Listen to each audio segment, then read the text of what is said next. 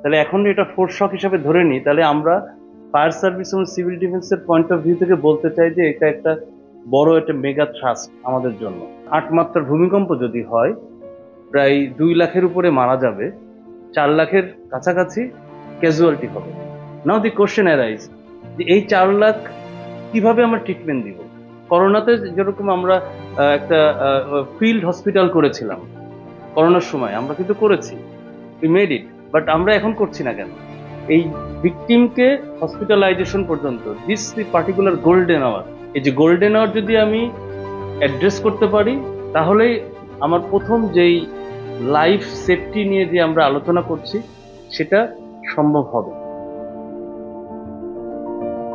এটা ফোর শক হচ্ছে, আমরা যেহেতু মেইন শক এবং আফটার শক এটা হয়তো আলোচনা না করি, বাট এটা যদি আমরা ছোট ছোট যে ভূমিকম্প সোফার হয়েছে লাস্ট 100 বছরে, বিভিন্ন স্ট্যাটিস্টিক্স থেকে আমরা যেটা বুঝতে পেরেছি যে এটা প্রায় 100 বছরে কম বেশি 60টার কাছাকাছি ভূমিকম্প হয়েছে। এটা আমরা মানে এই 100 বছরে ছোট ছোট প্রায় গত এই কয়েকদিনের 4টা সহ যদি আমরা যোগ করি, তাহলে প্রায় মানে 60-এর কাছাকাছি ছোট ছোট যদি যোগ করি আমরা আমরা এটা এক্স্যাক্টলি বলতে পারছি না, তবে আনুমানিক এটা এরকম হবে।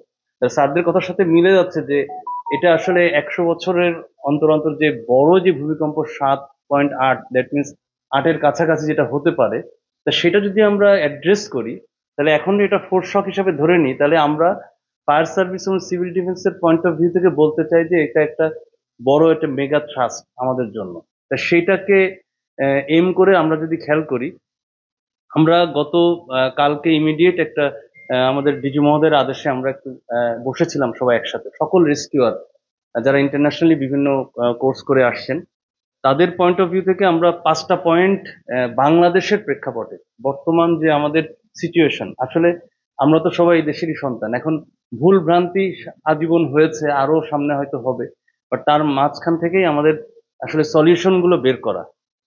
এখন আমাদের এই মুহূর্তে যেটা আমাদের মিশন অনুযায়ী, আমরা লাইফ এবং প্রপার্টিসকে সব থেকে বেশি মূল্যায়ন করি, মানে 1 নম্বরে লাইফস, মানে মানুষের জীবন রক্ষার্থে আমাদের একটা টার্ম আছে রেস্কিউয়ারদের পয়েন্ট অফ ভিউ থেকে, যে golden hour. Golden hour means যে আহ, যে এরকম ভিকটিম, সেই ভিকটিমকে 1 ঘন্টার ভিতরে তাকে সাপোর্ট দেয়া, মানে তার আহ, সে যে ক্যাজুয়ালিটি হয়েছে, সেই ক্যাজুয়ালিটির জন্য তাকে সাপোর্ট দেওয়ার জন্য কি কি করা যেতে পারে। তা আমরা ধরে নিচ্ছি যে 8 মাত্রার ভূমিকম্প যদি হয়, প্রায় 2 লাখের উপরে মারা যাবে, 4 লাখের কাছাকাছি ক্যাজুয়ালিটি হবে। নাও দি কোশ্চেন অ্যারাইজ যে এই 4 লাখ কিভাবে আমরা ট্রিটমেন্ট দিব। তাহলে উত্তর আসবে আমাদের হসপিটাল যেগুলো রয়েছে সেগুলোতে দিব। সো নাও দি এগেইন কোশ্চেন অ্যারাইজ, এই যে যে হসপিটালগুলো রয়েছে, এই ভবনগুলি কেমন, এই ভবনগুলি কি মজবুত? এখানে তো ডাক্তার ট্রিটমেন্ট দিবেন, অপারেশন করবেন, there will be lot of surgery, এবং অনেক বড় বড় কাজ হবে।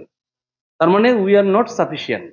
আমাদের যে ডক্টররা রয়েছেন, অনেক রয়েছে, আমাদের নার্স রয়েছে, আমাদের অনেক মেডিকেল ট্রিটমেন্টের ইকুইপমেন্ট রয়েছে, এগুলো কিন্তু আমাদের সাফিসিয়েন্টলি বলা যায় যে রয়েছে আমাদের, যেহেতু আমরা সাপোর্ট দিচ্ছি সারা দেশে, আমরা ধরে নিচ্ছি। কিন্তু হোয়াট ইফ যদি দুর্ঘটনা ঘটে যায়, এই হসপিটালগুলোর মধ্যেও তো 40% আপনার দুর্যোগের মধ্যে পড়ে যাচ্ছে, তার মানে তারা কিন্তু সাপোর্ট দিতে পারবে না। তাহলে কি আমরা কি চিন্তা করেছি যে করোনাতে যেরকম আমরা একটা ফিল্ড হসপিটাল করেছিলাম, করোনার সময় আমরা কিন্তু করেছি, উই মেড ইট, বাট আমরা এখন করছি না কেন? সো উই নিড ইট নাও। মানে এখন এটা খুবই গুরুত্বপূর্ণ যে একটা ফিল্ড হসপিটাল, এবং এটার সাথে অ্যাসোসিয়েটেড আরো কিছু বিষয় রয়েছে। যেহেতু আমরা ওই যে জীবন নিয়ে প্রথম কথা বলি, এজন্য জীবন পাঠটাই আগে শেষ করি।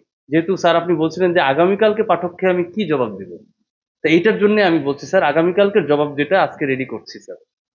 এখানে এই যে যে আমি একটা ভিকটিমকে ওই ফিল্ড হসপিটালে নিব, এটার জন্য ডেব্রিজ গুলো অপসারণ করতে হবে। বিকজ অলরেডি আমাদের স্যাররা বলেছেন যে প্রচুর পরিমাণে লাখ লাখ টন ডেব্রিজ হবে। আমি একটার পর একটা আসছি, এই ডেব্রিজ অপসারণের জন্য সিটি কর্পোরেশনের দরকার। সিভিল শুধুমাত্র মিলিটারি যে 3 বাহিনী এবং প্যারামিলিটারি যে পুলিশ, আনসার, বিজিবি, ওনাদের যে সাপোর্ট হ্যান্ড রয়েছে, দুর্যোগ মন্ত্রণালয়ের আন্ডারে সবাই এক আমব্রেলার নিচে আমরা আসবো, ঠিক আছে, বাট আমরাও কতটুকু সাপোর্ট দিতে পারবে তারা, মানে তারাও তো আসলে এফেক্টেড হবে। যখন 7-8 মাত্রার ভূমিকম্প হবে তারাও তো এফেক্টেড হবে।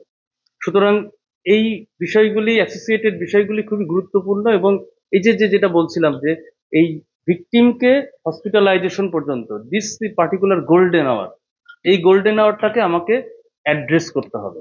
This is the number one point আমার কাছে মনে হয়েছে। এই যে গোল্ডেন আওয়ার যদি আমি অ্যাড্রেস করতে পারি, তাহলেই আমার প্রথম যেই লাইফ সেফটি নিয়ে যে আমরা আলোচনা করছি সেটা সম্ভব হবে।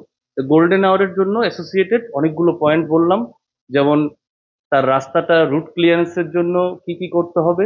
এখানে সকল সবাই আমাদের দুর্যোগ মন্ত্রণালয়ের আন্ডারে সবাই চলে আসবে আশা করি, কারণ জাতীয় দুর্যোগ যখন ঘোষিত হবে সরকারি নিয়ম অনুযায়ী সকল সংস্থা সরকারের সবাই দুর্যোগ মন্ত্রণালয়ের আন্ডারে কাজ করবে। সুতরাং আমাদের নিজস্ব সক্ষমতা কতটুকু এটা আমাদেরকে আগে বের করতে হবে, যেহেতু মানুষকে আমরা, ভিকটিমকে আমরা সাপোর্ট দিব। সুতরাং ইমিডিয়েটলি আমাদেরকে এই ফিল্ড হসপিটাল এবং এটার সাথে অ্যাসোসিয়েটেড যা যা আছে এটা আমার অ্যাসেস করে দেখতে হবে আসলে আমরা কতটুকু সাপোর্ট দিতে পারবো। ওকে, আমি যদি সাপোর্ট দিতে না পারি, দেন আমার হোয়াট ইজ নেক্সট, সেটা হচ্ছে আমার ইন্টারন্যাশনাল সাপোর্ট দরকার। সুতরাং এখানে অ্যাসোসিয়েটেড একটা একটা একটা করে আমি বলছি। ইন্টারন্যাশনাল সাপোর্ট দিতে গেলে এখানে the question come here about the মানে আপনার ফরেন মিনিস্ট্রি। এখানে একটা ইন্টারন্যাশনাল অ্যাসিস্ট্যান্স একটা টিম অথবা একটা ই মানে একটা সেল গঠন করতে হবে, যারা দুই ধরনের কার্যক্রম করবে। না, ন্যাশনালটা যদি না দিতে পারে, কারণ আমি ধরেই নিচ্ছি ন্যাশনাল সাপোর্ট দিতে পারবে না। ইফ মানে এই স্যাররা যেটা বললেন, না গোল্ডেন আওয়ারের মধ্যে হবে না, বাট আমার,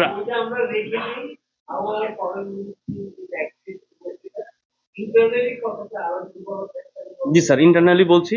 এই আমার ফিল্ড হসপিটালের সাথে আমার অ্যাসোসিয়েটেড যে ডক্টর তাদেরকে, এবং যে সার্জারির জন্য যেই পাওয়ার ব্যাকআপ, আমাদের ইলেকট্রিসিটি থাকবে না তখন পাওয়ার ব্যাকআপ কতটুকু হচ্ছে, আমার মানে সার্জারির ইস্যুটা যেন ঠিক থাকে, আমার পর্যাপ্ত অক্সিজেন লাগবে, এই যে যে ইমিডিয়েট যে ফার্স্ট এইডের যে ইস্যুগুলি আছে এগুলি কতটুকু আছে, এই জরিপ কি আমরা করেছি আমার এই 4 লাখ সাপোর্ট দেওয়ার জন্য, এইটা ইমিডিয়েটলি দরকার। সাথে স্যার আরো 4টা পয়েন্ট আছে স্যার, যেটা আহ, আমরা তুরস্কের উদাহরণ দিতে চাচ্ছি। তুরস্কতে যেই ঘটনাটা ঘটে, মানে আমরা সবাই জানি, এটা আমি এত গভীরে যাচ্ছি না। ইন্টারন্যাশনাল রেস্কিউয়ারদের যে আনার জন্য ওখানে আমাদের একটু বেশ ছোট ছোট সমস্যা হয়েছে, যেটা যেন আমাদের দেশে না হয়। যেমন দ্রুত তাদের ফার্স্ট এক্সিট দেওয়া, মানে ইন্টারন্যাশনাল রেস্কিউয়ার যারা আসতেছে তাদের তো ইকুইপমেন্ট সহ আসবে। সুতরাং তাদেরকে দ্রুত একটা, আমাদের এই একটা স্টেজিং এরিয়া থাকা উচিত, একটা এরিয়া থাকা উচিত যেখানে তাদেরকে ওয়েলকাম জানানো হবে এবং তারা এখানে এসে আমাদের ন্যাশনাল রেস্কিউয়ারদের সাথে মিলে কাজ করবে। এই যে যে কোঅর্ডিনেশনটা হওয়ার দরকার, এটা জায়গাটা কোথায়। এবং বড় একটা ভূমিকম্প হলে কিন্তু আপনার স্থল ভাগে যত রুট আছে ম্যাক্সিমামই ক্ষতিগ্রস্ত হবে। ধরে নিচ্ছি 60% রুট ক্ষতিগ্রস্ত, তাহলে আমার থাকলো কি, আমাকে হেলিপ্যাডের সাপোর্ট নিতে হবে, হেলিপ্যাড এবং ওয়াটার রুট, এটা ছাড়া তো আর কোনো ওয়ে নাই। তাহলে এইটা আইডেন্টিফাই করতে হবে এখন দুর্যোগ মন্ত্রণালয়কে দ্রুত। এই রুট আইডেন্টিফিকেশন মানে আমি কিভাবে আমার সারা দেশে ন্যাশনালি আমি এই রেস্কিউয়ারদেরকে বিভিন্ন ভিকটিম এরিয়াতে, ভিকটিমাইজড এরিয়াতে দ্রুত পৌঁছাতে পারি, এটার জন্য একটা মানে জরিপ করা দ্রুত দরকার। মানে এখানে সবাই থাকবে, সকল সংস্থা একটা নির্দিষ্টভাবে। তো এই ইস্যুটা খুবই গুরুত্বপূর্ণ। আর আন্তঃসংস্থা সমন্বয়টা এখনই দরকার। আমরা কি একটা রিহার্সেল করেছি? লেটসে একটা দিন আমরা ঘোষণা করি, এই বিপদের মধ্যে ঘোষণা করি যে এই দিনটা আমরা সকল সংস্থা একসাথে একটা রিহার্সেল করে দেখি। আমরা তো আজ পর্যন্ত করি নাই। আমরা ছোট ছোট ইন্টারন্যাশনাল টিম আসছে, আমরা বিভিন্ন দুর্যোগ মন্ত্রণালয়ের আন্ডারে বিভিন্ন এক্সারসাইজ করেছি, এটা সত্য। বাট ন্যাশনালি যেই ডিজাস্টার নিয়ে আমরা আলোচনা করছি, এই ডিজাস্টার ট্যাকল দেওয়ার মতো কতটুকু আমরা রিহার্সেল করেছি? আই ডাউট যে আমরা কখনো করি নাই। সুতরাং এইটা সকল সংস্থা যে আমরা একযোগে কাজ করতে পারি, এটা আমরা একবার হলেও আমরা চেক করে দেখা উচিত, যেখানে ফায়ার সার্ভিস, সকল আর্ম ফোর্সেস, সকল paramilitary forces, health, local government, city corporation সবাই একযোগে কাজ করবে। এইটা আমরা কখনো, আমার ধারণা মানে আমার মনে হয়েছে যে আমরা কখনো করি নাই। লজিস্টিক সাপোর্টটা কিভাবে হবে, ভেরি ইম্পর্টেন্ট, যে এই টিমটার লজিস্টিক সাপোর্ট, যেটা যেটা ছাড়া আসলে বাদবাকি হবে না। অ্যাসোসিয়েটের আর একটা পয়েন্ট আছে, তথ্য যখন দুর্ঘটনা একবার ঘটে যায়, আমরা গত 2 দিনের বিষয়টা দেখতে পারি। এখানে এআই দিয়ে অনেক কন্টেন্ট বানানো হয়েছে, যেটা সোশ্যাল মিডিয়ায় প্রচুর স্থান পেয়েছে। সুতরাং আমাদের মিডিয়াকে খুবই শক্তিশালী হতে হবে এবং বাস্তব ভিত্তিক তথ্যগুলো প্রচার করতে হবে, যেটাতে আসলে সাধারণ জনগণের উপকার হবে। যেমন আমি একটু উদাহরণ দিতে চাই, ফ্রিকুয়েন্টলি আস্ক কোশ্চেন খুব বেশি হচ্ছে এই কয়েকদিনে, যে আমি তো এখন ঘিঞ্জি একটা এলাকার মধ্যে আছি, আমার বিল্ডিংটাও অতটা মজবুত না, আমার পরিবার নিয়ে, আমার বাবা মাকে নিয়ে আমি কোথায় যাব? এখন উনি আছে ধরেন 10 তলায়, উনি যদি হেঁটে হেঁটে নামতে চান নিচের দিকে, তাহলে তো উনি আলটিমেটলি এই 7-8 মাত্রা ভূমিকম্প উনি উল্টা স্যান্ডউইচ হয়ে ওখানেই মারা যাবেন। সুতরাং হোয়াট টু ডু? এইটা তো আসলে বাস্তব পয়েন্ট হচ্ছে, তাকে আসলে নিচের দিকে নামতে হবে না, সে ওই ওই কলামের কোথাও একটা অংশে, বা আউটার সাইডে না, ইনার সাইডে, সে কলামটাকে ধরে বেঁচে থাকবে তার লোকজন সহ। এবং তাকে, তার অবশ্যই শক্ত কোনো জায়গা হলে, এটা আমরা মোটামুটি জানি, কিন্তু এটা কেউ বলছে না যে কিভাবে আমরা এই বিল্ডিং এ, এই হাইরাইজ বিল্ডিং এ কিভাবে আমরা বেঁচে থাকবো। এই ছোট ছোট ইস্যুগুলো কিন্তু আমাদের ফায়ার সার্ভিসের বিভিন্ন তথ্যচিত্রে, মানে বিভিন্ন লিফলেটে বিভিন্ন সময় বলা হয়েছে অথবা খুঁজে পাওয়া যায়। তো এইটা আমাদের মানে তথ্য প্রচারটা হতে হবে খুবই সিস্টেমেটিক, যে ওই সাধারণ জনগণ একদম অ্যাড্রেস করতে হবে, যিনি একদম মূর্খ, তাকে যেন ছবির মাধ্যমে বুঝিয়ে দেই যে তুমি এরকম একটা এক্সিট, সেফ এক্সিট চেষ্টা করো, আর না হলে আপনি এখানে অবস্থান গ্রহণ করেন, so that you save your life. এই পয়েন্টগুলো আসতে হবে তথ্য প্রচার কেন্দ্রে।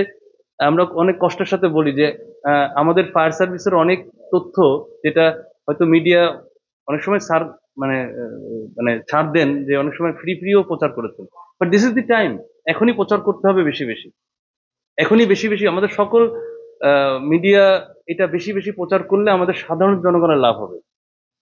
এখন সোশ্যাল মিডিয়া পজিটিভলি অ্যাকশন নিতে পারে, কিছু আছে, আমাদের আমাদের আছে। আমি শিওর, আমি যাওয়ার পরে অবশ্যই এটা প্রোভাইড করব। আহ, আর আর আর হচ্ছে লাস্ট পয়েন্ট হচ্ছে আমাদের, উম, আহ, যেহেতু জীবন নিয়ে শুরু করেছিলাম, প্রপার্টিস তো আসলে ভূমিকম্প, ভূমিকম্প ইটসেলফ কোনো দোষের কিছু না। ভূমিকম্পকে আমরা সবাই দোষারোপ করছি। আসলে ভূমিকম্প একা নিজে, মানে খুবই যদি কোর ইস্যুটা বলি, ভূমিকম্প কিন্তু কাউকে ক্ষতি করতে চায় না। ভূমিকম্প আমাদের যে দুর্বলতাগুলো রয়েছে, আমরা যেসব পলিসি ব্রেক করে যেসব কাজ করছি, এটার কারণেই কিন্তু অ্যাসোসিয়েটেড সমস্যাগুলো তৈরি হচ্ছে। সুতরাং এই যে যে মানে সমস্যাগুলো হবে, এটা কিন্তু আমাদেরই সৃষ্টি। তা আমরা আশা করব, এখানে অনেক গুরুত্বপূর্ণ পয়েন্ট আলোচনা হয়েছে। আমরা রেস্কিউর, মানে সিভিল ডিফেন্স, যেহেতু ফায়ার সার্ভিস ফায়ার নিয়ে বেশি কথা বলে, কিন্তু আহ, আজকে কিন্তু প্রপারলি আমরা সিভিল ডিফেন্স নিয়ে কথা বললাম। অনেকেই জানে না হয়তো যে সিভিল ডিফেন্সের পার্টটা কি। সিভিল ডিফেন্স নিয়ে আসলে আমাদের অনেক কিছু করার আছে।